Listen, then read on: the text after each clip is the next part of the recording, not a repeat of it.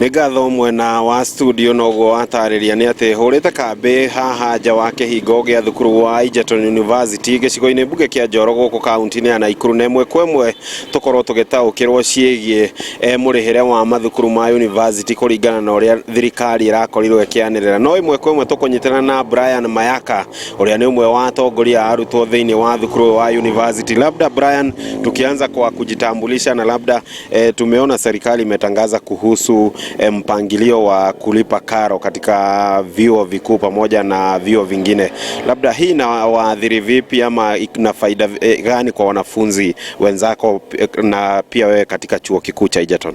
Asante sana ndugu yangu kwa nafasi. Kwa majina naitwa Mayaka Brian.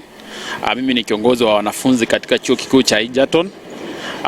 Ningependa kuongelea mswada wa serikali ambao umetolewa hivi karibuni ya kwamba all universities in Kenya should have the same school fees, that it has reduced the school fees for the students.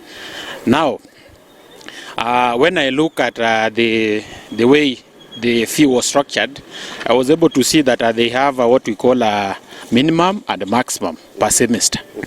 Now, it can benefit a Kenyan student if they scrap off the bands. You know, now the bands is coming another problem in Kenya. So if they scrap off the bands, now they scrap off band 4 and band 5, then we can be safe that a Kenyan student can get education. But if that banding is there, still if they reduce the amount of school fees that a Kenyan child is supposed to pay, and then we have the bands, you know, now it becomes difficult because there is a student who can find himself or herself in band 5 and he should pay the maximum fee that is required. So we appreciate for that, but we urge the government of Kenya that if they scrap off the bands, now that one will be okay to the students of Kenya to get education. Na tumeona viongozi wa wanafunzi nchini wakilalamika hata baada ya haya mageuzi ambayo yamefanywa na serikali. Kabla serikali ifanye haya mageuzi, kuna wale wanafunzi labda walisimama kuendelea na hali ya masomo kutokana na ukosefu wa karo?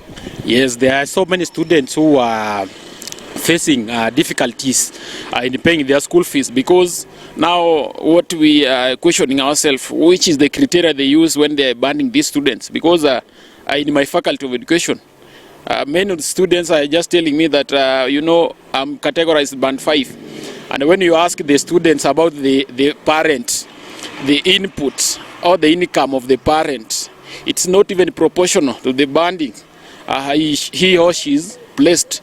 Now that is unfair. That was unfair for the students. Labda tusikie tu kutoka kwa mwenzako, maoni yako ni yapi kuhusiana na mpangilio mpya wa karo katika vyuo vikuu? Kwa majina naitwa Rina Donyango, kama Mr. Ray. I'm also a student leader in the Faculty of Education and Community Studies. About the new proposal of the government changing fees, it was a good one, yes, but again, it was a problem they created by themselves. And you cannot create a problem and lie to us that you want to solve it.